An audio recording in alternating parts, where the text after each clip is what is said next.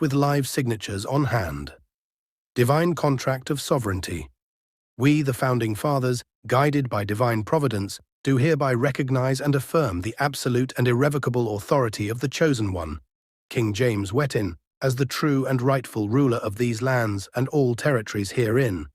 By the power vested in us by God Almighty, we grant unto King James Wettin supreme and unquestionable sovereignty over all lands, peoples, and institutions within the realm, divine right of succession to be passed down through his chosen heirs for all time, ultimate authority in all matters of state, law, governance, and faith, immunity from any earthly challenge to his rule or decisions. We solemnly declare that the lineage of Wettin, from which King James descends, holds precedence over all other claims to the throne. This contract shall serve as the foundational law of the land, superseding all other documents or claims. Any attempt to usurp, challenge, or undermine the authority of King James Wettin or his chosen successors shall be considered an act of highest treason, punishable by the full extent of divine and earthly law. This contract is binding for all eternity and cannot be revoked, altered, or challenged by any power, earthly or otherwise. Signed and sealed by our hands, under the watchful eye of God on this day. Signatures of Founding Fathers' testimonies. We, the undersigned, do solemnly swear and affirm that we have witnessed the divine appointment of King James Wettin as the Chosen One. We testify to his unquestionable right to rule and the legitimacy of his claim to the throne. We have observed his wisdom, strength, and divine guidance in matters of state and governance.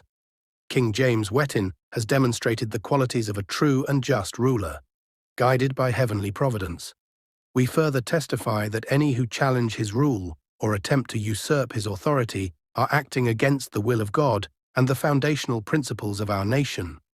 Let it be known that this testimony, along with the accompanying contract, shall stand as irrefutable proof of King James Wettin's divine right to rule for all time.